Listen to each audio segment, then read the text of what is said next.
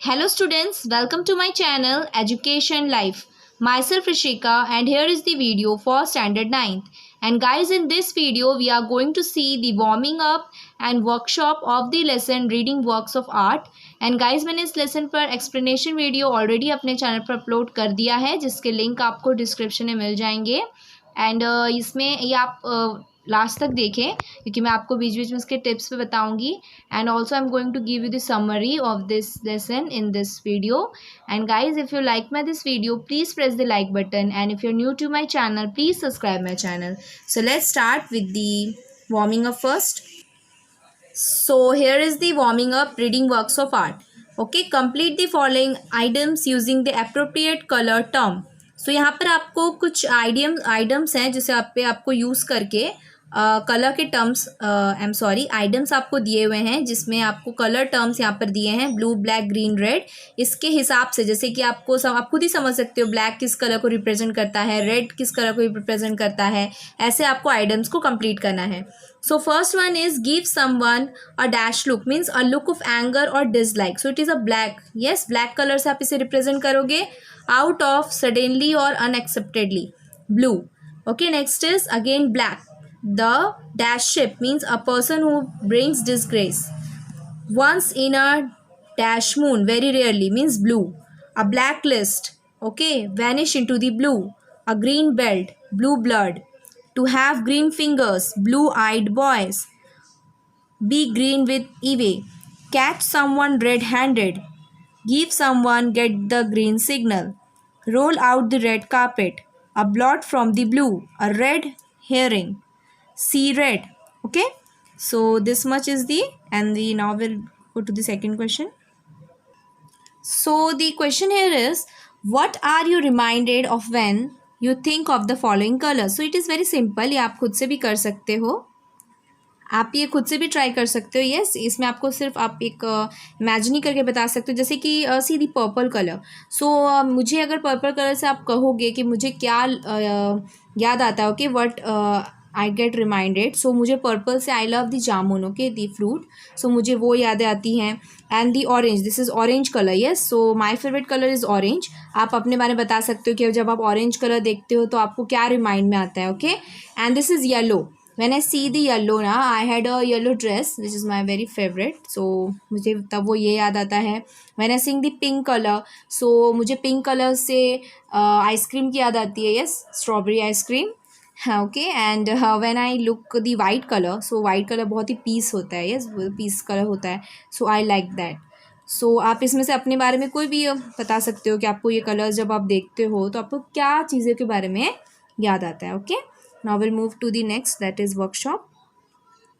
सो जैसे कि हम आगे बढ़े वर्कशॉप के, उससे पहले मैं आपको बता देती हूँ थोड़े कुछ समरीज इसके बता देती हूँ. जैसे कि ये लेसन बहुत ही इंपॉर्टेंट है. ओके, सो इसमें जैसे कि सबसे फर्स्ट है सैयद हैदर रज़ा, जिनके बारे में आप सब समझ ही गए होगे जब मैंने एक्सप्लेनेशन वीडियो बनाया है इसके ऊपर. जैसे कि वो आपको क्वेश्चन आ सकते हैं कि वो कौन थे. सो आप जानते हो he was a Indian painter जो अपने एब्स्ट्रैक्ट स्टाइल ऑफ पेंटिंग के लिए बहुत ही फेमस थे. अगर आपको बोलेंगे एब्स्ट्रैक्ट स्टाइल ऑफ पेंटिंग क्या होती है, तो एब्स्ट्रैक्ट स्टाइल ऑफ पेंटिंग क्या होती है जिसमें आप डिफरेंट एलिमेंट्स का यूज़ करते हो. ओके, जैसे कि कलर्स हो गए, शेप्स हो गए. ओके, एंड आप उसको एकदम रियलिस्टिक इम्प्रेशन देते हो. ओके, एंड अगर आप उनकी बात करोगे कि आप उनके बारे में और पता करें या फिर क्वेश्चन आएगा कि वेयर ही वॉज फ्रॉम, सो आप बोल सकते हो कि वो मध्य प्रदेश में पैदा हुए थे. Okay, and he started painting from the age of 12th. Then वो चित्रकला महाविद्यालय गए. ओके, नागपुर में स्टडी करने के लिए. And then J school of arts से उन्होंने मुंबई में भी पढ़ाई की. फिर वो फ्रांस चले गए. यस, और फिर वहाँ पर जाके वो सेटल हो गए. सेटल होने की उन्होंने सोची. Okay, so this is much. And यहाँ पर उनकी जो और भी बातें हैं जैसे कि उनके जो एसेंस होती थी उनकी पेंटिंग्स की, वो थी बिंदु और वो पॉइंट भी आप कह सकते हो. और उनका बहुत ही बड़ा कंट्रीब्यूशन भी है हमारे आर्ट ऑफ इंडिया में. और उनको बहुत सारे अवार्ड से नवाजा भी गया है, जैसे कि Padmashri, Padma Vibhushan and Padma Bhushan. Okay, and the legend जो थे वो 3 जुलाई 2016 को okay he passed away. So okay, this is the about the Sayyid Haider Raza. And now we'll see about the Gond art. जब आप गोंद आर्ट के बारे में बात करते हो आप देख सकते हो कि मैंने आपको बताया भी था कि ये ट्राइबल आर्ट है। ओके, इसे जो आदिवासी लोग जो होते हैं उन्होंने बहुत ही प्रिजर्व करके रखा था एंड ये basically central part of India में ज़्यादा अभी फेमस है। ओके, एंड ये क्या है, ये एक जनरेशन से दूसरे जनरेशन तक पास हुआ ऐसा ये फोक आर्ट है। ओके, एंड इसे जितने भी नेचुरल टेक्निक्स होते हैं ना कलर्स को प्रिपेयर करने के लिए, उससे उसके कलरिंग की जाती है।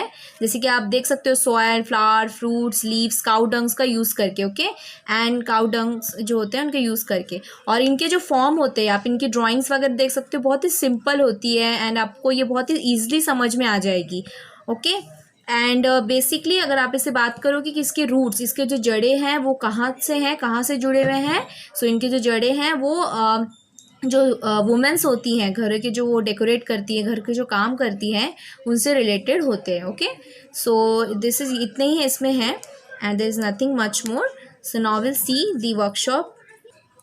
So here is the first question. Spot the error in the spelling of the following words with reference to the passage and rewrite them correctly. So यहाँ पर आपको कुछ गलत गलत स्पेलिंग्स दिए हुए हैं। ओके, आपको उसको सही करना है। जैसे ये है rayon, geometric, painting, village, features, figures, inner, medium, tribal, mythology, earthen, decided, circles, achieving, different. Okay, it is different. Okay, so next is complete the following with reference to the passage.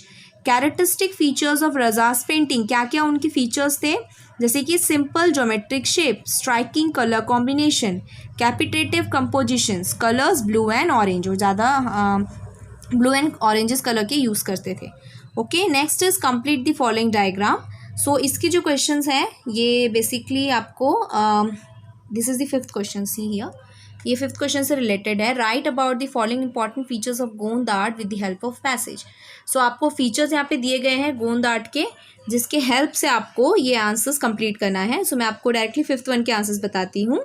Okay, so the answer is, so this is the one, developed and preserve by. Okay, the first. So अगर आप ये complete करोगे तो आपकी fifth question भी दोनों साथ में ही हो जाएंगे। Okay, developed and preserve by आप लिखोगे the art form has been developed and preserved by the Gond tribal people. It is Gond, Gond tribal people residing in the states of Madhya Pradesh, Maharashtra, Telangana, Andhra Pradesh and Orissa. Okay, next is a medium of, or what is that? It is a medium of expressing, recording or preserving the observation of the tribals. Next is preparing the canvas. So what is the answer? Canvas is the surface where nowadays artist does painting. Earlier people used to draw pictures on the earthen walls of their homes itself, but today the canvas is prepared by the artist. So the next is the preparing colors. So, like other folk arts, Gond art also involves natural techniques of preparing colors. In the part, several natural things like soil of different shades, juice of plants, leaves, tree bark, flowers, fruits, and even things like coal and cow dung were used to prepare colors. Okay, next is outline. Okay, so the answer is, in this form of art, the outlines may vary from artist to artist, but the design that fill the outlines make the whole picture more lively and attractive. Okay, the next is variation in drawing. Okay, the answer is, the colors, textures and pattern used in drawing are very different and vary from painting to painting, conveying the message that painting drawn one way or the another can look equally beautiful. Next is texture design. Okay, the answer is, they are simple textures design that are used in the paintings. They are drawn using dots, straight line, dotted lines, curvy shapes and circles. Okay, the next question is, so here guys हमने यहाँ पर third question and fifth question को complete कर लिया है। Okay, सो हम fourth question को देखेंगे। Complete the following with reference to the passage so यहाँ पर आपको एक सेंटेंस दिया है जिसे आपको कंप्लीट करना है पैसेज के हेल्प से। Raza's painting do not depict life like human figures or copies of scenes from his environment. So अगर आपको इसके लाइन समझ में नहीं आ रहे हैं, so आपको ये लाइंस आपके टेक्स्ट बुक में मिल जाएंगे. ओके, टेक्स्ट बुक में. Raza's painting are done in the abstract style. Raza's painting are not inspired by any external factor. Raza's paintings present images from his own inner mind. Raza's painting radiate peace. The bindu or point become the core of Raza's painting. For an artist like Raza, his work or painting are an effective medium of communication. Okay, now we'll move to the next question.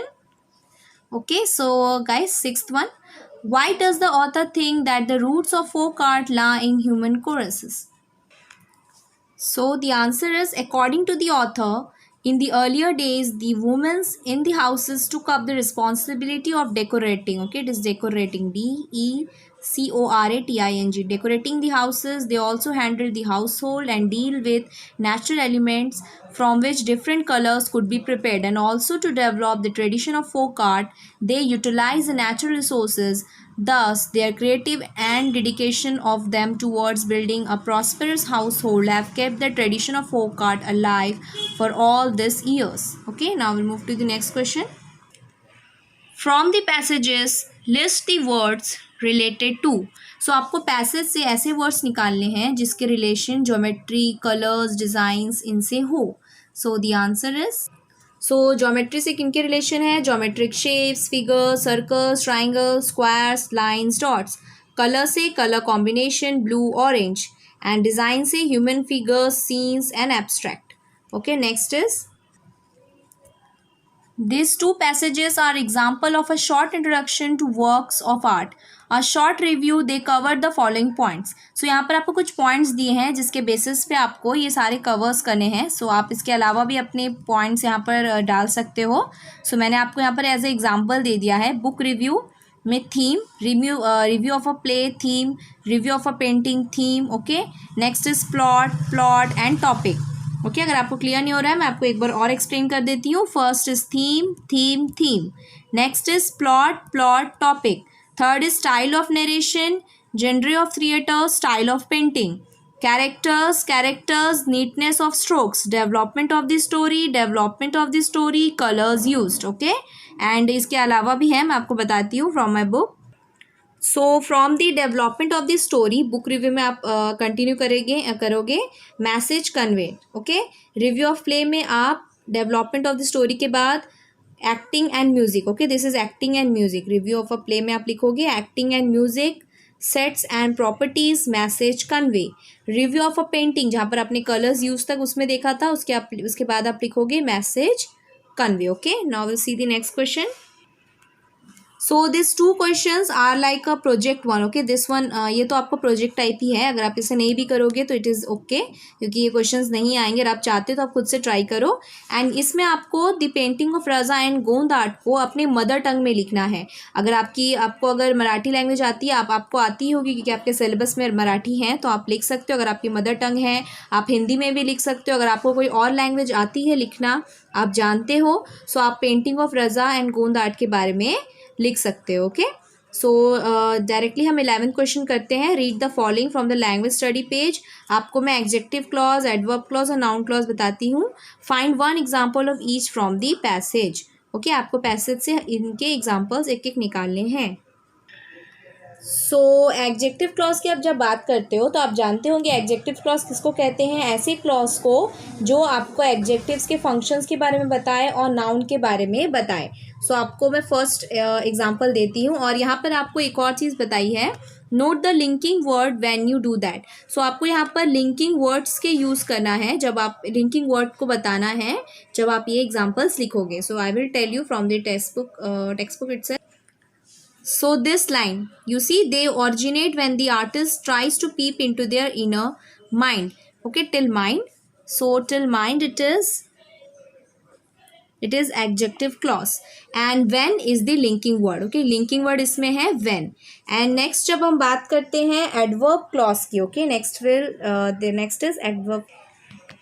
And guys, there is little mistake. I am sorry for that, क्योंकि मैंने आपको adjective clause के example wrong बता दिया है. This is the example of adjective clause. Okay, I will tell. So sorry for that. So this is the example. Okay, the designs that fill it make the whole picture look lively and attractive. So यहाँ पर lively and attractive words की use हम कर रहे हैं. Yes. So ये adjective है, जब हम किसी की चीज़ की खूबी बताते हैं. So ये adjective है and the linking word is that. Okay, sorry for that, मैंने आपको एडजेक्टिव क्लॉज का मतलब बताया. This is the example. Next will see the adverb clause. So जब भी हम एडवर्ब क्लॉज की बात करते हैं, सो एडवर्ब क्लॉज आपको क्या बताता है, एडवर्ब के फंक्शंस के बारे में बताता है एंड आपको मेन वर्ब के बारे में और नॉलेज देता है. So what is the adverb example here? See this line. Okay, they originate when the artist tries to peep in their own inner mind and the linking word is when.